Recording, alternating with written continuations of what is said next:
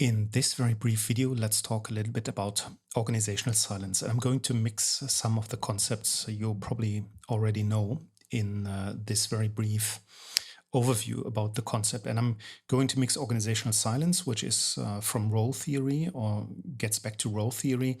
And I'm also using some concepts about denial and defenses. And defenses is another aspect that we will take a look at in another lecture. So let's take a look before we come to organizational silence. Let's take a look at silence and denial. So what is that? And silence and denial is one way not to just discuss things that are painful. And the idea is that we are going to maintain our social well-being. And being silent and denying things is, let's say, quote unquote, a very best way to disrupt moral behavior, and not just not discussing it, but also not to discuss it. So it's a double negation, more or less. We are denying something and we are not talking about the fact that we are denying something. So that's an interpersonal thing that helps us, as I said, to avoid pain and maintain our social well-being. But it can also be interpersonal by having a joint effort to co-ignore something that is too dangerous to see. And then we're talking about a conspiracy of silence, and we're talking about co-denial. And as you can see in the references, in large parts of this session, I'm going to make a reference to one book, which is very nice and very good to read, The Elephant in the Room. So absolutely recommend to read that. It's roughly 80 pages, more or less, with a lot of references. And what struck me when I read the book was that a lot of the examples came from incest situations and family rape and from concentration camps. So there seems to be something really, really deep going on if people are able to avoid seeing or deny these things. So silence and denial, and that's another very interesting thing for me, is that it is a very active avoidance. So it's not just ignoring things, so it's very, very active. And if we're talking about silence in groups, for example, that you might experience in some situations where a group becomes silent, that can also be a very active effort to pull someone in the conversation or to let someone do, let's say, the dirty work. I'm not going to cover this topic because that would be more a group dynamic topic, but keep that in mind. If you're in a group, it can either be active avoidance, not to talk about something that is painful, or in a group, if people are silent, it can be an active effort to pull someone in. Just to keep that in mind. So how do we learn to be silent? Usually kids are not silent. They speak stuff and embarrass people. And throughout their, let's say, education, socialization, they learn that some things are not appropriate to say. So what we do is that denial is socialized. It is learned. And it's basically a pattern of social behavior that we acquire and cultivate throughout our lives as social beings, which means our life and our socialization, cultivating things in organizations, but also in our family. And let's say we are acquiring an ability for denial and we learn how to deny things. And this ability is influenced by, as I said, socialization. So we have learned or expected civil inattention. So the socialization says, don't look this way, don't speak to people, don't tell them that something is wrong with them, just ignore it. But also that changes over history. So some things that were okay historically or that are okay in one culture are not okay in another culture. Also, what is quite interesting for me is how your job-related training, so your profession, your occupation, is changing your ability to see things or not to see things. So some professions are trained to, let's say, have a very broad perspective and see basically everything, while others are very much focused on specific things. So you are seeing some things and you are ignoring other things. And so noticing things or ignoring things very often is done as members of particular social communities. And that is also true for organizations. So if we are in an organization, that's basically a social community. And sometimes we use euphemisms, could you tell me where the bathroom is? Not saying I have to take whatever. So I'm trying to unname things. I'm not giving it a name to avoid it. So I'm saying it. I'm in one way mentioning it, but I'm also not doing it. So I'm using a deodorant of language, which enables me to invoke taboo subjects by avoid mentioning them. And still everybody understands that. And if we look at groups, and I mentioned groups already, there is this nice quote: it only takes one person to produce speech, but it requires the cooperation of all to produce silence. So when are you breaking silence? And that's something that we will get back later on in this very brief video. But first, take a look at how are we enabling denial, and how can we deny denial and all these things. So that's also quite interesting, and you can see the enablers of denial in the lower part of the slide. But the first notion on the slide that I find quite interesting, that silence is often covered up by sound. So we chit chat, we talk about certain things if we are insecure what to do, and you sometimes see that in groups that don't know what task to accomplish. They start to chit chat. And that's called a conspiracy of noise, to cover up uncomfortable silence. So we can't stand silence. We cannot, in a group, attack the authority, for example, if that's necessary. We have difficulties to go through these group stages. So we have a conspiracy of noise and do everything but not talk about what's going on. We do not talk about the elephant in the room. And I already mentioned that not only do we avoid it, we do so without acknowledging that we are actually doing so, thereby denying our denial. And that's getting pretty weird. So we know that something is wrong, but we decide not to talk about what we don't want to talk about. And there are some enablers of denial. And first and foremost, it's a power imbalance. So if you are in touch with someone with higher authority, with more power, you are very unlikely to challenge this person, probably. So this is increasing silence and denial.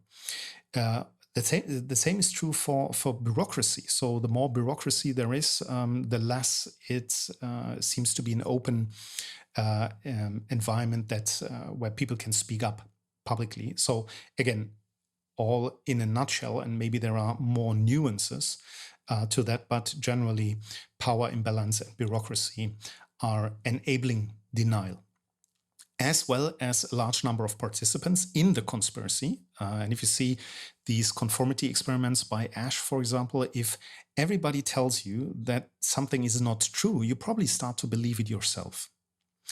And the same is also true for not active people. So not actively taking part, but by silent bystanders, because they enable denial by exemplifying silence and making it morally acceptable. So I pretend I don't see it. And if you see that I do not react, you probably think, hey, if he doesn't react, it's okay not to react. And the last part is, the longer silence persists, the more it is reinforcing itself. And that is getting pretty bad, because you have a harder time to break it. And we will talk about breaking it, or probably not breaking it, because that can be very dangerous to do. But before we get there, let's talk a little bit about executives and bring silence and denial into the corporate world. Because executives, and here I'm getting a little bit into role theory, they internalize the expectations associated with their role. So there is this role of being an executive, and it's very fuzzy, and people have an idea about what that is. But I would say that agreeing to what really the role of an executive is getting very tricky. But that's another topic that we will cover. So they internalize the expectations associated with their role, and I'm building a bridge towards feedback and non-feedback, silence. And they do that especially when the roles themselves are very desirable and they provide social advantages, as it is the case with managerial roles. Most managerial roles have social advantages. You have a company car, you have more money, you have status, and all these things. And those executives want to demonstrate that they are efficient in their role. They want to show the others who are observing them that they're doing a good job, basically. And they want to protect their role identity. And those with a very low managerial self-efficiency, they experience ego defensiveness and feel threatened if people speak up, if people say, hey, something is going wrong, if they break the silence. And they don't want that. So the lower the managerial self-efficiency is, who are stressed with their own ego, they try to defend themselves. And that leads to a negative reaction towards employee voice and feedback, so they suppress it. And think about the power imbalance. It is quite easy to do that if they are in a more powerful position and are easily capable to suppress their people. So looking at the people, usually they try to give feedback, or in, let's say, the ideal world, employees would give feedback, but they don't do it. We have the concept of organizational silence. So everybody realizes that something is wrong, but they only whisper about it behind the safety of closed doors in the area where they smoke, usually. Because managerial incompetence is an undiscussable. You are not allowed to discuss that your boss is an idiot. And one reason, because it is an undiscussable, is that employees fear negative repercussions when speaking up. That's one thing. And the other thing is that they simply do not believe that speaking up would make a difference. So here they have learned helplessness. They have learned it doesn't make a difference, whatever I do. And that's a pretty bad thing because they become passive. And all that gets worse when managers fear negative feedback and have an implicit belief that employees are self-interested and untrustworthy. So all of the system becomes quiet, becomes silent, and then we have this organizational silence. We have total denial, and that comes at a cost. And the cost is quite high. And I'm not talking about financial costs that I am probably not able to measure here, but the costs of denial are loneliness and an individual sense of isolation. If you see that something is not wrong and you have to force it out of your mind, that consumes a lot of energy, especially if you do this as a group, the co-ignoring and a collaborative effort, that is socially exhausting. And it creates a lot of tension. And this tension gets thicker and thicker and thicker.